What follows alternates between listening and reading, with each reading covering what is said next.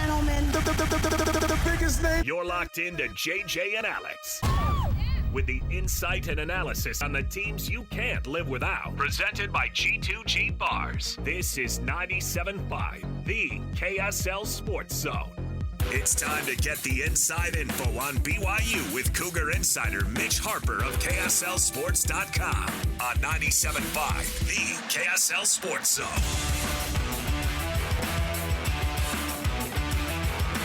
Bowl season has leveled up. And not just for BYU fans, because you're not having to go to Shreveport and or Boise. Or even, I was asking you the worst bowl game that you've ever played in, Sly, and you were like, well, it wasn't that they were bad bowl games. You played in 2 poinsettia bowls. Mm-hmm. And I'm glad you called them poinsettia bowl instead of a poinsettia bowl. I used to say poinsettia. My kids are funny because they'll correct me and my wife. They're like, it's poinsettia, Dad. Figure it out. And they're poisonous. Don't Articulate, Father. And then I think it was the Armed Forces Bowl, and you're like, there's just not a lot going on in Fort Worth. There's not a lot going on per se in San Antonio, but for BYU fans, that Colorado matchup is huge. But again, the playoff games If you ask Chuck, there's a lot of things, big things going on down there in San Antonio. Churros and... It's always food-based. That's how I look at it, though, too. I'm all, did he say churros? I'm flying out tomorrow. He says, what did Chuck say, Alex? He says, they got big women down there. That's what it was. In San Antonio. That's what it was. They be eating the churros like, Chuck is so wild. Why did he have to do that? Why did he have to go full-on, and then I'm going to throw out a Tex-Mex food because that's what they do best down there. But he's straight off the dome. He don't think, he just do. No, absolutely. But yes, it's so leveled up now when you think about playoff games being on the 20th. You got the first one on Friday. You got 3 other ones on Saturday. It adds to what's already going to be a very interesting thing. This is all brand new for us. Joining us on the program right now, our show is always brought to you by G2G Bars, and Mitch Harper joins us on the program as we kick things off, and let's get going with the cut right here. It's time for the biggest story of the day. This is what made the cut with JJ and Alex on 97.5, the KSL Sports Zone. And this portion of the show brought to you by an incredible selection of Kia, Subaru, Chevy, Jeep, Dodge, or Ram. It's your Doug Smith dealerships in American Fork, Spanish Fork, and in Linden now at the Kia dealership. We're going to be at the Doug Smith Mitsubishi tomorrow. JJ and I will be down there. Just on Main Street in American Fork off the freeway. Nobody knows Mitsubishi like Doug, and nobody knows the Cougs like Mitch Harper. Mitch, what's going on, man? Hey, what's up, guys? Happy to be on. We forget because we're just not used to this stuff, but yeah, I forgot that Friday is your first 12-team playoff matchup in the first round, and then Saturday you have 3 more. We've already leveled up bowl season. I can ignore all the other stupid bowls that are going on, but while these other playoff games are loading up here, I don't even know what to do with myself. It's all brand new. We're all figuring this out as we go along here. I'm curious to see what will, happen with the reaction from home game, playoff matchups, and what impact that's going to have on these neutral site bowl games, because I feel like fans are just going to crave more of these home matchups in the playoff and what it could potentially provide. I do think the bowls have their place still, but man, home environments are going to be pretty special this weekend, so I can't wait to see that either. Man, I agree with you, man. Just imagine that, a playoff game at home, right? Or because most of these championship games are all neutral sites except for Mountain West Conference Championship, but just a playoff game at home. I'm just envisioning South Bend this late in December going ham because it's a playoff game, right? Or Penn State, right? Like that's going to be State College is going to be absolutely insane. I've been in Pennsylvania. I know how serious they take it in middle Pennsylvania. So just thinking of a playoff game is going to be insane. That's crazy. But I think there's going to be some good matchups this weekend. It will. And, looking at the, forecast with Penn State, 29 degrees at kick. I love that. I mean, I think it's been weird in college football how there's been this narrative of you can't play important games in the cold. There's always been this talk of, it's got to be in warm weather down in Florida. But it's like, as well as anyone, Sly, it's like, NFL playoff games were decided in frozen weather and, championships are on the line and you get that chance to host a team. I think it's going to be quite the setting. Yeah, especially when 5:30 hits and that the NFL film sounds come on. I just like the frozen tundra. Like that is everything. And so, yeah, I agree with you, man. Mitch, obviously the transfer portal drama is interesting. Obviously, BYU is going to have it sort of trickle over the next couple of days just because everything's a little bit on pause with the bowl game situation. And I know that A-Rod this week had mentioned to you guys that, like, yeah, I'm like everybody else. I don't know why we're freaking doing this time of year while other teams are still playing. But everybody loves a little bit of that crosstown rivalry action in the transfer portal. And Carson Ryan, tight end out of Utah, looks like he's committing to BYU. How big of a deal is that for A-Rod and that tight end room down at BYU to pick up a guy who's, originally a Utah County kid, went to UCLA and then to Utah? Carson Ryan at Utah or at BYU, your thoughts? Yeah, it's big from just the standpoint of they had a massive need just to get they needed someone that was, had some college snaps and some production at this level going into 2025. Ryan last year was, he was, banged up for a lot of the off season for Utah, and maybe that, impacted his impact on the offense. But, he had some receptions, and BYU needs more of a pass catching threat and someone that can give, this feeling that BYU they're not going to be predictable because the past 2 years at the tight end position, when you see a certain tight end lined up, you felt like this was going to happen. When Ray Paulo was in the game, you're going to run the football if you're BYU. So, Carson Ryan gives them a little bit of more versatility that sense. But, it's still a position that's pretty thin.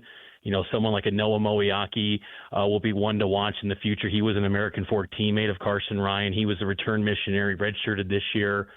Class of 2022. He's one to keep an eye on next year as someone to kind of round out the depth. But that was a pressing need at tight end. And, BYU has shown that they go for prospects in the portal that they have a previous relationship with or someone that they have a lot of intel on. They feel like they're going to just be a plug-and-play guy, not only from the field, but also off the field, too. So it makes a lot of sense. Ryan, of course, a member of the church, so there's a lot of aspects, and he's nearby. So his life dynamics really don't change much. We're just going to BYU, and I think that sometimes can help the cause when, you don't have to uproot your whole life to go to a different state, and you can kind of keep things functioning as you currently are and be a student at BYU, too. Yeah, man. How is that, man? Because I talk about it. JJ and I cover high school football around there. And, sometimes we're just like, how did Utah miss on this guy? How did BYU miss on this guy? But how important is it to keep that relationship or make sure that wasn't a bridge burned, during the recruiting process? Because now with the transfer portal, it's so much more likely that a guy can come back full circle. I think it's critical, anymore because you never know when someone could come around, and Kalani is really good at that, at maintaining relationships, even when, these guys like even Puka Nacua, they didn't pick BYU at the beginning, but they always had that relationship. And when, guys maybe get homesick or they want to, get a new look, BYU with that relationship that they formed with Kalani and the staff, it's been typically positive. And I think that has been a common thread with many of these portal commitments last year and then this year with Ryan, that they had a previous relationship. BYU's not just, kind of throwing a dart and getting some random guy out of the portal that catches you out of left field. I mean, they did that a little bit with Caleb Etienne, but even he had an existing relationship at the time with a graduate assistant on the staff at the time. So BYU goes for prospects that they have connections to and that they can, kind of hit the ground running with from the relationship side of things, and then just kind of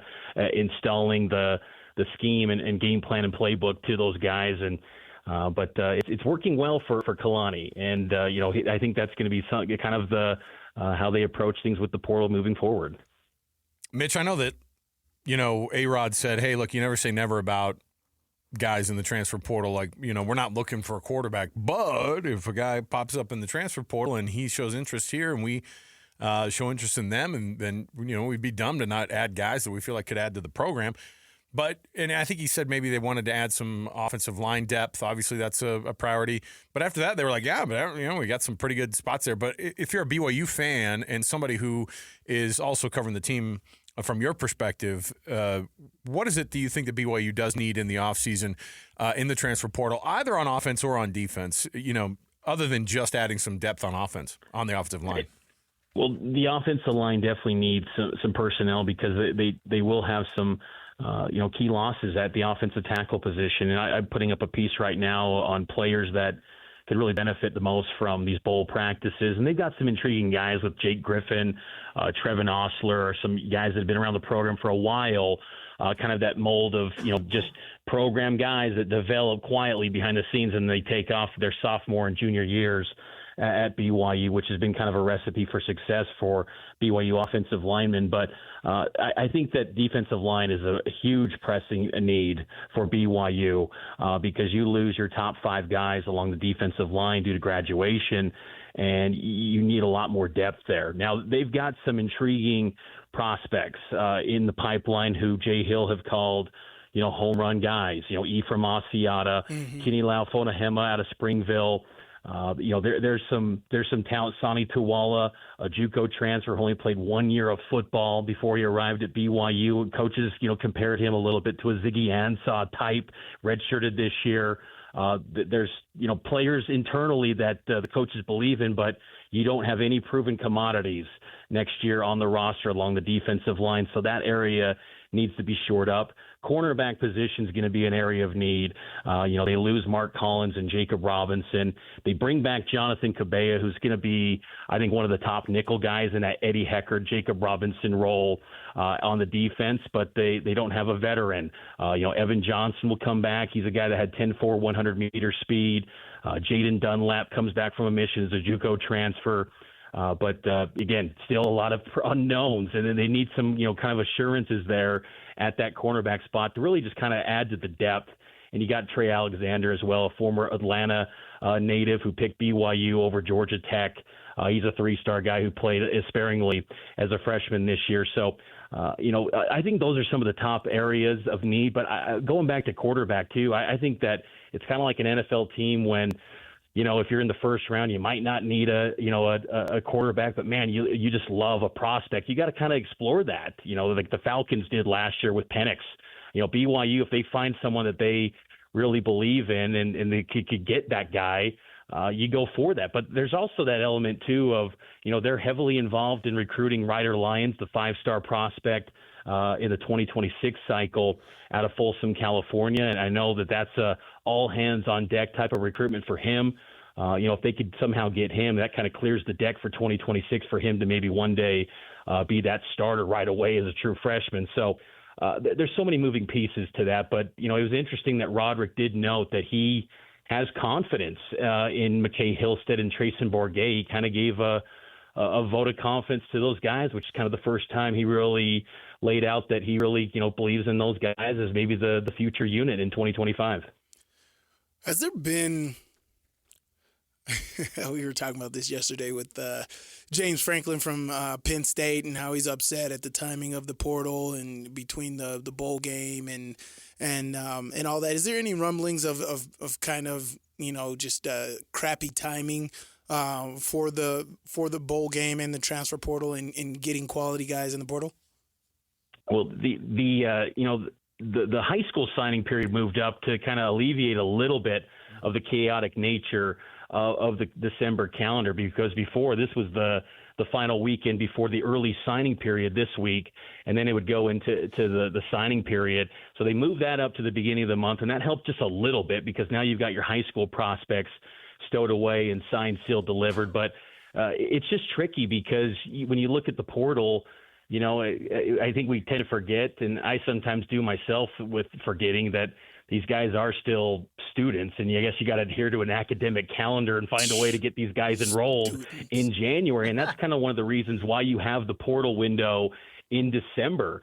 And so that creates this chaotic nature when you're trying to, chase national championships. If you're, 12 of those teams in college football, and then others are trying to, get ready for a big stage in a bowl game, which really could, put an exclamation mark on a really good season for BYU going up against Colorado. So I don't know what the answer would be going forward with the portal, because it's, some of these schools are very staunch on when guys can enroll. I think of Stanford, and, BYU greatly benefited years ago when Taysom Hill couldn't enroll in January at Stanford, leaving him to transfer, and BYU ended up getting him. Some schools do not budge on when players can enroll. So that's one of the reasons why you see the portal have those, December windows, and it's just kind of, it is what it is. And I think that you got to be able to navigate it. And I think what's interesting too with BYU and this transfer portal window is that by having this bowl game as late as it is in December 28th, the entire window, players are, going to the facility. Coaches are kind of keeping tabs on guys. Whereas last year, after that Oklahoma State game in November, players were not going to the facility because you didn't go to a bowl game. So it kind of left people to, be around their classmates and other influences to make decisions, maybe potentially. And whereas the coaching staff can kind of keep tabs on these guys and make sure to, maybe maintain this roster. And BYU, for the most part, has kept everything in check. All the guys that they've lost so far are not complete surprises to the coaching staff. And so they've been able to kind of keep those numbers at a minimum when it comes to transfer portal entries. I think that you and I were chatting. We were talking about the long list of guys that are going to be leaving the program and how active BYU probably is going to have to be in the transfer portal because of just how much depth they're going to be losing. But not just that, like you're losing a ton of starters. And so where do you start in the offseason from like are there starters you're picking up in the transfer portal? Are there guys that want to come to BYU that saw what they did this year, and then they said, hey, look, let's because honestly, with all the names that are leaving there, you could see just as stark of a fall off, I think, from BYU as you saw the turnaround this season. You definitely could, and I think it was on display last month when BYU lost to Kansas. How thin is that margin between a 10-win season and 5 wins? BYU had a lot of close calls. Kansas had a lot of close calls. One team was 5 wins, the other was 10. So this thing could flip in a hurry on BYU in 2025. And next year you've only got 4 home games in league play compared to this year where you had 5. And then one of your non-conference games is a 2-time zone game at East Carolina. So it was in a bowl game this bowl season. So it'll be another tough schedule once again. And I think that BYU has got to sell the chance to come in and compete right away. And I think what's going to be critical, though, for BYU is on top of revenue sharing, continuing to, be able to be competitive in NIL and, continuing to deliver big money there on top of the revenue sharing. And on the heels of A.J. Dubbansa, the basketball signee, number one, all-world prospect, can that have a ripple effect on BYU to where high-profile athletes look at BYU and say that could be a place where I want to go? I mean, maybe it's just an isolated deal with Kevin Young and the NBA type of style that he's building with BYU basketball. Can it have any ripple effect on football? I mean, I think that's going to be one of the things I'm monitoring this offseason is, how competitive does BYU get with NIL on top of revenue sharing? Because if you're just going to settle for revenue sharing, that's not going to be enough because these Big Ten programs like in Oregon, they're not going to slow down with just revenue sharing. They're going to still have their collective loading up with NIL paychecks. And Oregon continues to be cleaning up out west with these top-end prospects. So that's going to be, I think, a challenge going forward for BYU if they want to get those impact players out of the portal, because you can get guys. I mean, there's plenty of portal prospects, but how many are actually going to step in and contribute right away? Right. Like you saw from a Jack Kelly? That's much to be seen, and that's going to come with a hefty price tag. What is I want to get into this bowl game. I think there's going to be a lot of media attention around it, right? Heisman Trophy winner, potential first or second overall pick in Shedeur Sanders, prime. A lot of media around this game. What is BYU's mindset? I mean, we've talked, and it's kind of been the praising the other team. Oh, Travis Hunter, he's so amazing. He is. Come on. Deion Sanders is. I look up to him. He's amazing. Like, what's going on? What is the vibe going into this, and what type of effects could a big time win against Colorado in this bowl game do for BYU? Surprisingly, BYU seems pretty motivated for this game. And I say surprisingly because just the way November ended for BYU, where they haven't been playing good football for about a month. And, they're not the team they were at least the last month of the season. They didn't look anything like that squad that got up to number 6 in the polls and looked like they were knocking on the door of something big in the playoff. They haven't looked like that team lately. But despite all that, they seem like they're still pretty motivated to really kind of end this season on a high note. And, I think that BYU, this matchup, and I feel like Colorado's motivated too.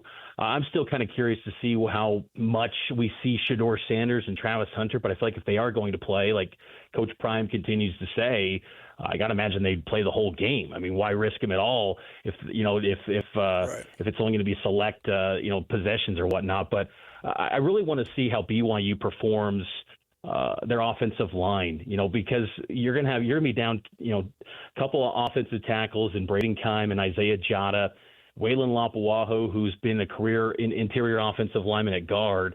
He played offensive tackle against Houston, but ideally that's not where he should be playing. He needs to be playing at the left guard spot. So who steps in at tackle? And they bring that up because, Colorado's had 37 sacks. I mean, and Aaron Roderick laid it out. That's an NFL-style defense. And they've got NFL, coordinators, guys that have been well-versed in the NFL for years. How does BYU handle that pressure? And, how does Jake Retzlaff perform? And, Aaron Roderick yesterday said that he wants to see Jake take another step forward, and he feels that if he does, he could set himself up to be one of the best quarterbacks in college football next year. That's lofty praise.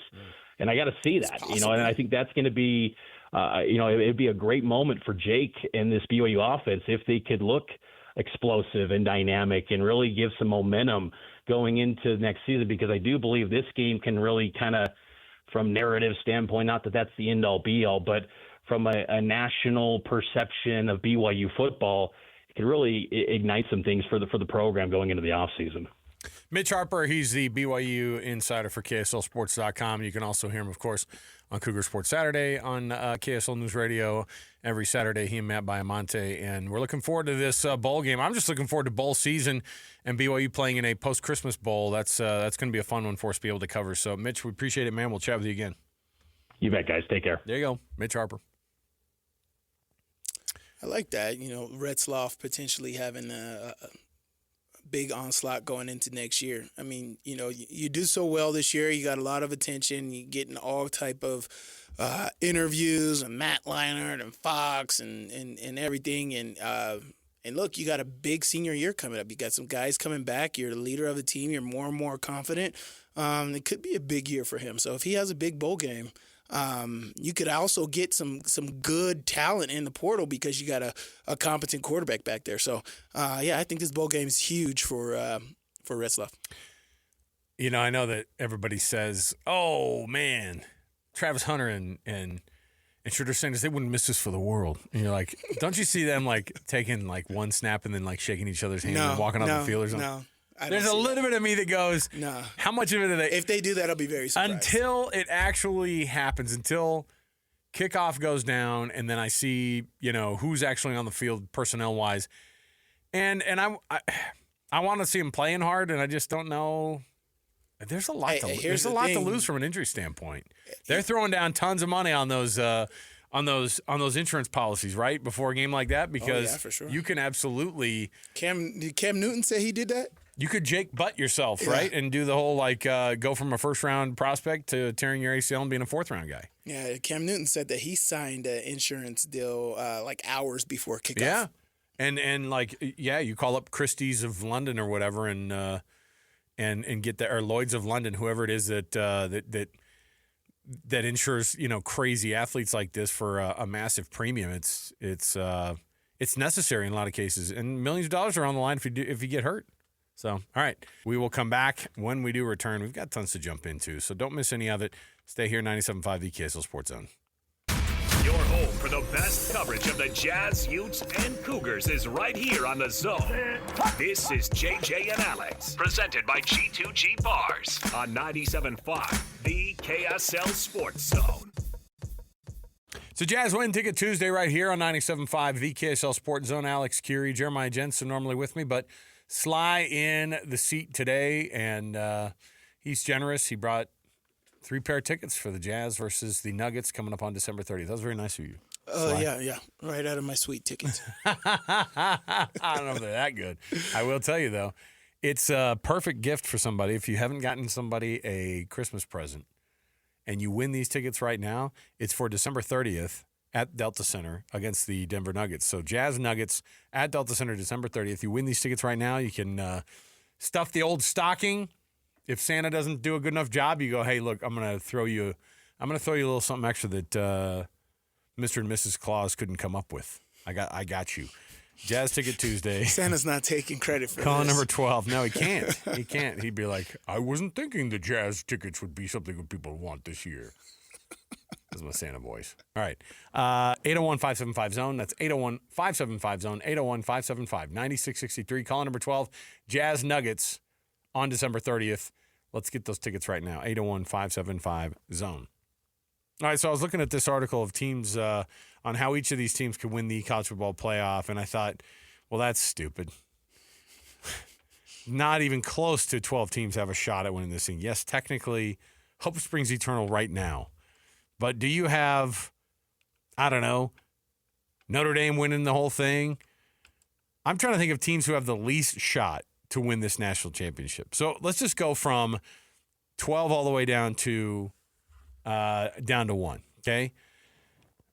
They may now again, like I said, they're making a case in What this are these for Vegas lines? I gotta get. the lines are like not as close as you'd think, right? For some of these games, right? You're going, oh, for sure that'll be a close game just because they're in the college football playoff. Not necessarily. Clemson is that number 12 team in this whole thing. But they're the reason that you should be a little bit nervous about them. And I know that they're an 11-point underdog, by the way, at Texas. So Clemson snuck in with a win in the ACC championship game over SMU. They did it, and they are. The thing is, they have the pedigree. You can't deny that Dabo Swinney has done well enough to win. I want to say he's 7 appearances in the college football playoff, by the way, between 2015 and 2020. That's pretty good. Yeah.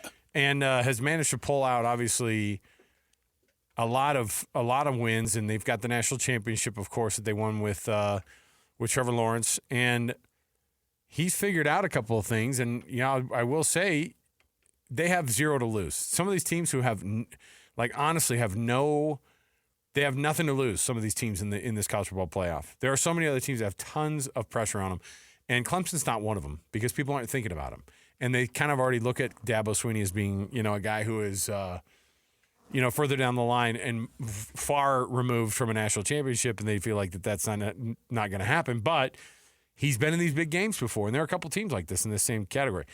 SMU is, I think, got to benefit. A team like SMU and a team like Boise and a team like even Arizona State, they benefit from the fact that nobody knows what they really do. Outside of, these are not teams you prep for, right? When you're in the Big Ten and in the SEC, you don't prep for the SMUs and the Arizona States and the Boise States in the world because you don't have to, and now you do. And so, ask Oklahoma what it's like to prep for Boise State, who feels like they want it sometimes more than you do, or a Utah team for that matter that plays in Alabama in the Sugar Bowl. All these things can add up to you sneaking up on somebody. Now, here's the other thing about SMU is that they're 6th in the country in scoring. So the offense is capable. They're absolutely able to score, and that's a huge thing, obviously, for them. Indiana. I don't know what to think of this team. I know Kurt Cignetti has had a historic year, but I don't know what Curtis Rourke actually brings as the quarterback for this Indiana team. There's all these things on there, and we want to give props to Indiana, and we're like, that's great. I love Indiana. I love that story. Really? I play quarterback for the Indiana Hoosiers. What's my name? For $250,000. What is my name? Right? And you go, oh, yeah, it's You're Mickey, that guy. Is it Mickey Rourke? You're Is that it Mickey guy. Rourke? Is that oh, no, sorry. Gosh, it's Curtis Rourke. Because it's a forgettable team. You're never used to thinking that Indiana's going to be there. Tennessee is a forgettable team in this college football playoff to me. Now, here's where it starts to get interesting. Ohio State could absolutely be a team that has a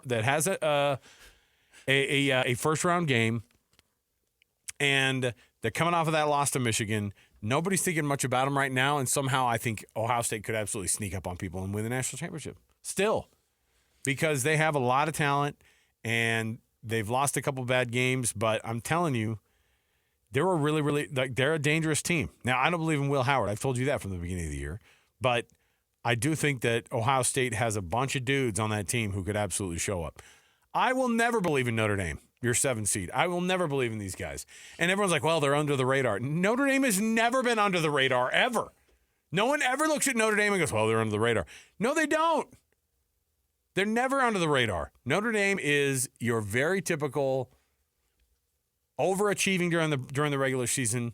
I think we remember what happened when they were number 2 in the country and they had Manti Te'o as your, third or second or third place guy in the Heisman Trophy race that year. And they got absolutely boat raced in the national championship game because they had no business being there. And I think there's a little bit of me that feels like Notre Dame is still that imposter.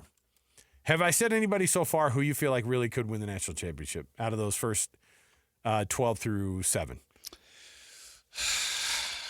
No. Okay. For me, it's all about timing, placement, of course, opponent. As you said, I think that makes sense, especially the SMU bit you said about, you never had to prepare for a team like this. This championship football, there's a lot of other things that happen. If you scheme right? Those amazing Boise State teams with Chris Peterson at the helm, they just schemed extremely well year they after year. outsmarted guys, yeah. Oh, yeah. And so you can do that in these games. This is winner take all this stuff, man. So each and every week, I think there's a bit of danger, for a lot of these teams. I think Georgia probably has the easier path than everybody else.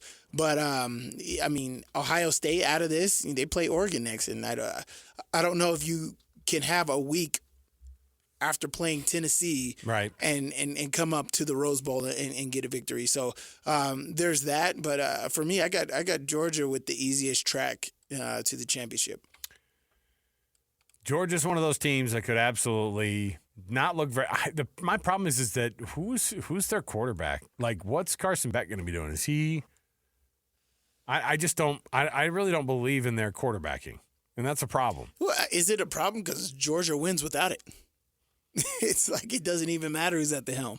They're so dominant in other capacities that they just make it happen no matter what. So whether it's Beck or the other guy, I think they'll be fine. I think Beck is he's talented enough to lead this. As you said, you don't need any all-world guys. You just got can you run this offense and make it happen? Who was Georgia's quarterback when they won the championship? And now he's at the Rams. Stetson Bennett. Stetson Bennett. Yeah. I mean, Stetson Bennett was an amazing athlete, extremely quick. But, again, he was just a great facilitator. He ran that offense extremely well. And, honestly, that's all you need. And but, there's a couple more games that you'll have to get the championship this year, unlike others. Okay. Just these last other teams here real quick, because I do think it's interesting to see kind of where some of these teams land. And I don't know, in my sense, when I see Penn State, very forgettable. Texas, I feel like played, they lost both times to Georgia this year. Georgia beat them handily in the first game. And then the second go around, I don't think either team looked phenomenal. Yeah. I think what Arizona State has going for them as a 4 seed is, number one, the bye that they get in that first round, and number two, they're the hottest team right now in the playoff. I really think that they are playing better football than anybody. They feel like, and here's the other thing, they feel like they're playing better football than anybody. You tell Kenny Dillingham anything different, he'll probably slap you. No, and I think that they have, and again, they have nothing to lose because they were supposed to finish 16th in this college football playoff. That's wild. Could you imagine if they even got to the semifinals or the national championship game? You think about how crazy we would have never seen a turnaround like this. It would have been, to me, if they win the national championship, which isn't last that far. Last year they were atrocious. You're right. The last 4 years, and not just that, their whole organization was bad. Top to bottom, their athletic department was a freaking mess. And Herm Edwards and that whole crew did a terrible job. Right. Did a terrible job during the COVID years, and they cheated. And then you have to pick up the pieces after that if you're Arizona State and you're Kenny Dillingham. I think if they won the national championship, it would be by far the biggest shock in the history of national championships. Worth it, too. There's no questions about it, right? You can't question anything. You can't question if, they had an easier track, they had an easier schedule, they had this. No. That is, when they get to the championship game, they'll be undeniable, right? Right. Yeah. Yeah, and I think even if they got a win in that first round and they got to the semifinal, it would still be one of the most amazing college football seasons we've ever seen, ever witnessed. Right. All right. let's take a break here. We'll come back, and when we do, we've got ourselves a couple things still to chat about, including this All-Star game format change that they're going to go with. Trying to get you interested in the All-Star game. It's a tale as old as time. It's a tradition unlike any other. Trying to figure out how you're going to watch the NBA All-Star game and how players are going to be invested in it. That's all coming up in the first. But first, before we do that, you can nominate that youth sports volunteer that you know for the Hercules Hero of the Week. Submit those nominations at kslsports.com/contest. If you know somebody who does a phenomenal job in your neck of the woods, in your youth sports, in your community, in your area, at your high school, at your junior high, at your Ute conference, football level, whatever it might be, kslsports.com/contest. We honor those people after you nominate them. We read their winning nomination on the air, and then we give them a prize courtesy of Hercules Credit Union and Beehive Meals. So there you go, kslsports.com/contest. It's all part of the Hercules Hero of the Week. All right, we'll come back, and like I said, we're going to jump in here on this new All-Star format, and if it's going to get you moving the needle on watching that game, stay with us, 97.5, the KSL Sports Zone. Accessing. When TV and radio collide. Love it. This is what you get. You're listening to JJ and Alex, presented by G2G Bars. Don't touch that dial. On 97.5, the KSL Sports Zone. All right, don't miss your chance to win big every week right here on the KSL Sports Zone. It's a Win Ticket Wednesday tomorrow. You can win a pair of tickets to see Toto, Men at Work, and Christopher Cross at the Utah First Credit Union Amphitheater coming up August 27th of next year. Listen to the KSL Sports Zone all day tomorrow for your chance to win. All-Star game format. It's that time of year, Sly, where we start talking a little bit about not just could there be changes coming to the All-Star format, but Adam Silver, you can't blame the guy for trying a bunch of stuff out. He is trying everything he can to see if these players will be bought in to what's going on with this All-Star game. Now, the NBA has announced that there's going to be a change. Now, this is what I like about it is they're like, we're just going to try this right now. We're just going to try it. We're going to do it this season. It's none of this like, well, the collective bargaining agreement says that the Players Association needs to get with the players, ask them what they think about it. None of that. Let's just try it out, you guys. You know why? Because All-Star Weekend sucks. It sucks. It really does. And I just don't know how to improve it now.